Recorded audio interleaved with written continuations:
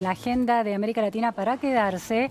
Escuchamos las palabras de Juan Guaidó, el presidente encargado de Venezuela. Los que usurpan hoy los símbolos del poder creen que nos vamos a cansar, que es una bulla desde la Plaza Bolívar de Chacao con mucha fuerza, para que sepan que aquí nadie se cansa, que aquí nadie se rinde, que despertó Venezuela para más nunca dormir, sino para soñar. El día 23 de enero se dieron más de 53, escúchese bien, 53 movilizaciones en cada sector del país, sin precedentes. Ustedes vieron las imágenes. No fueron pequeñas concentraciones, ¿verdad? Fueron ríos y mares de gente. Parecía que Venezuela gritaba con fuerza: muera la opresión. Compatriotas fieles, la fuerza es la unión. 53 puntos en Venezuela. Pero fuimos más allá. Vieron las imágenes en todas partes del mundo, en Buenos Aires, en Barcelona, en Madrid, en tantos sitios. ¿La vieron? Un venezolano es un venezolano de pleno derecho, esté donde esté. Hermanos venezolanos que están en todas partes del mundo, gracias por esa demostración de afecto, de cariño, y que llevan a Venezuela en el corazón. Y que no importa por qué razón se fueron o por qué motivo, la siguen teniendo en el corazón.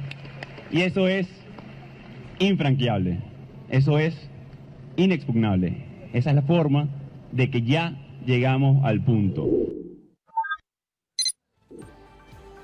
El que habló también es Nicolás Maduro, lo escuchamos.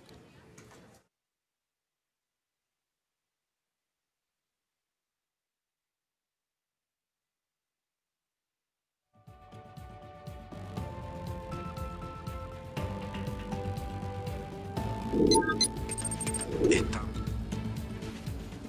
enfrentando, desmontando y vamos a derrotar un golpe de Estado que pretende intervenir la vida política, echar de un lado la soberanía de Venezuela e instaurar un régimen títere a los intereses del imperio estadounidense y de sus aliados del mundo occidental. Estamos viviendo un momento estelar de la lucha por la soberanía, la independencia y la existencia de Venezuela como república. Un momento estelar.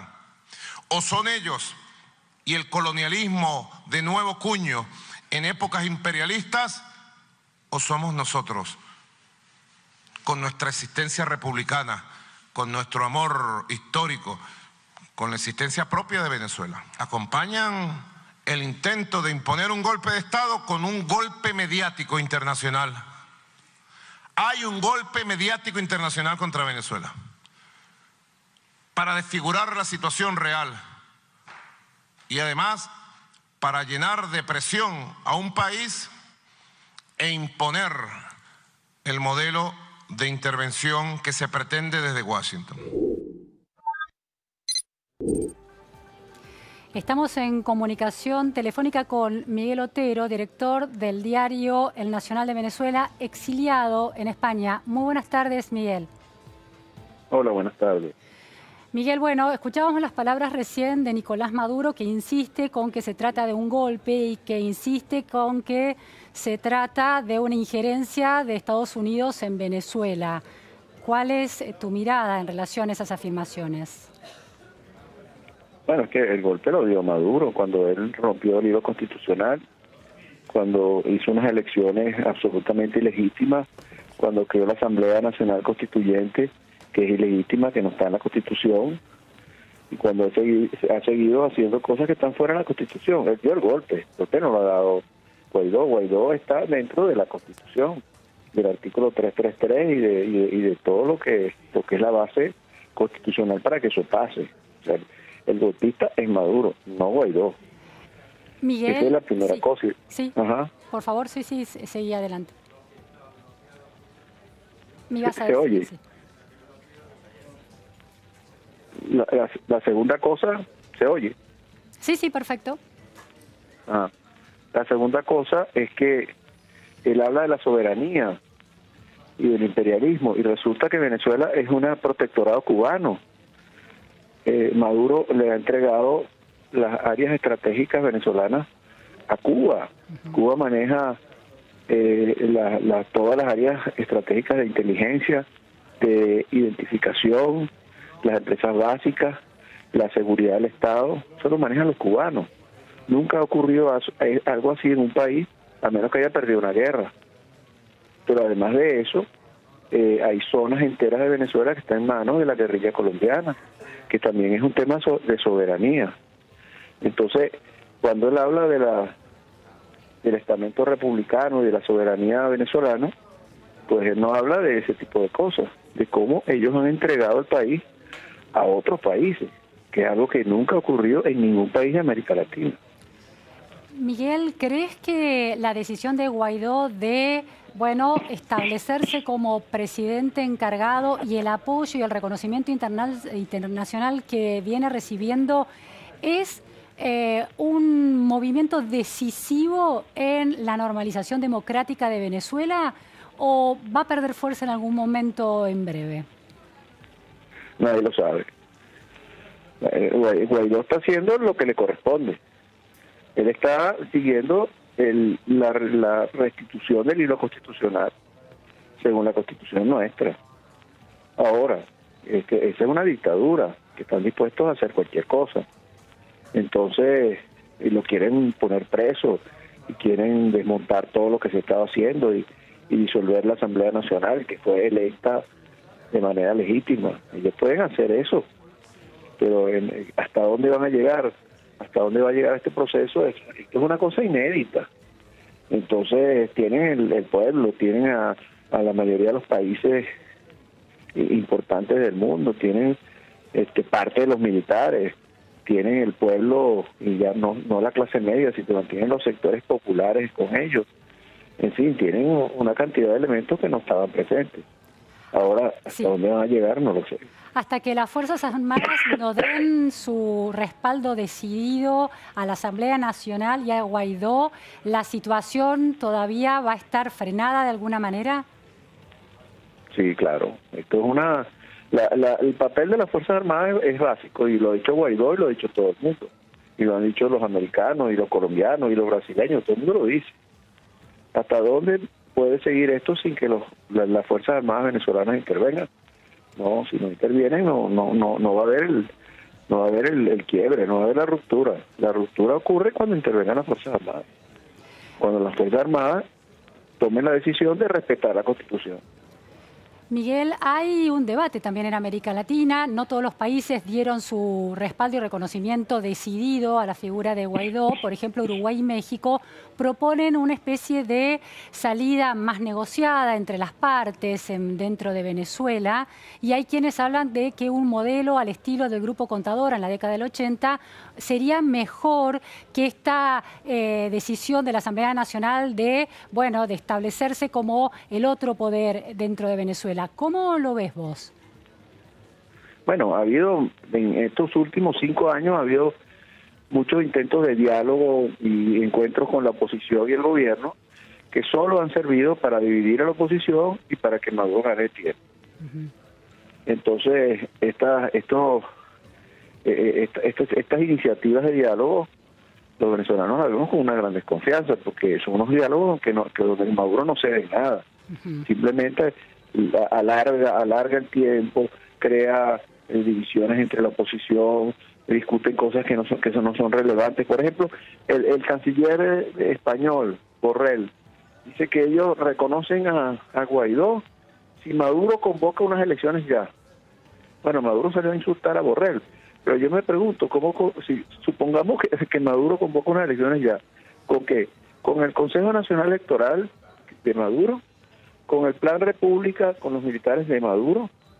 ¿Con el registro electoral permanente que manejan los cubanos? ¿Con la utilización de las bolsas de comida que están en manos del gobierno para buscar los votos?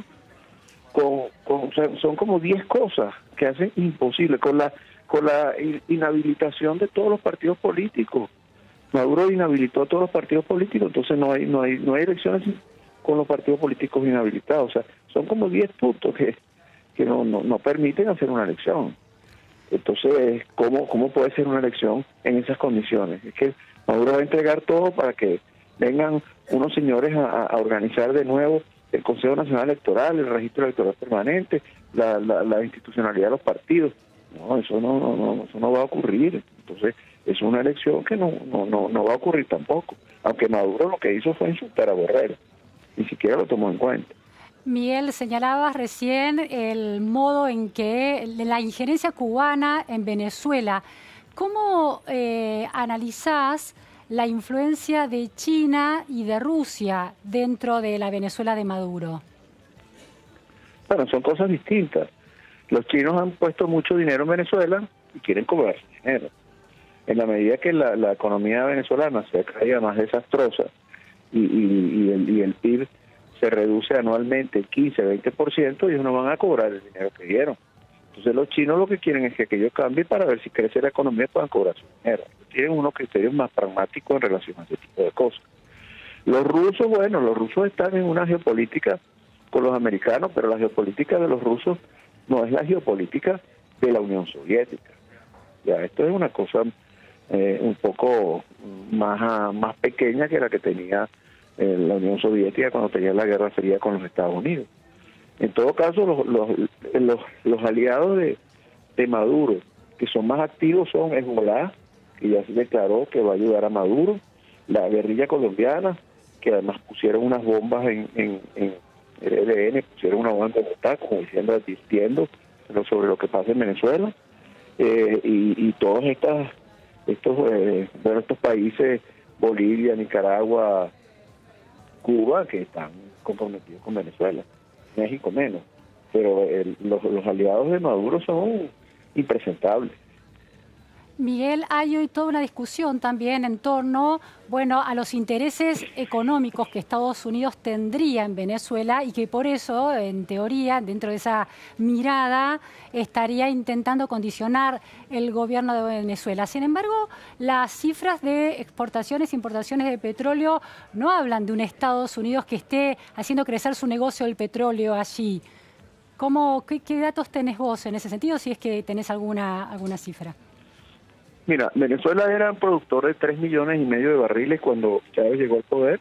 Ahora produce menos de 1 millón de barriles diarios. Para recuperar la producción se necesitan algo así como 20,000 o 30,000 millones de dólares. Y además eso se recuperaría en 15 años. Yo dudo mucho que, como está el mercado petrolero y lo que va a pasar en los próximos 20 años sobre la industria petrolera, los americanos estén muy preocupados por desarrollar la industria petrolera venezolana y convertir a Venezuela en un ente estratégico de suministro de petróleo, porque además ellos ya son autosuficientes en petróleo. Venezuela, con este desastre, ya dejó de ser un país petrolero. Si Venezuela cambia, yo creo que ya no volverá a ser el país petrolero que todos conocíamos. Entonces, las riquezas de Venezuela están ahí, y hay minería y cosas, pero yo no veo que haya unas potencias que estén. O sea, es un discurso un poco antiguo sobre esa intención expoliatoria de las riquezas del país. Muchísimas gracias, Miguel Otero, por estas precisiones y estas apreciaciones sobre Venezuela. Un venezolano exiliado, director del diario El Nacional de Venezuela, dándonos su parecer, bueno, cercano a lo que está sucediendo allí. Muchísimas gracias. Gracias a ti. Cambiamos de tema, tenemos otro asunto que en la Argentina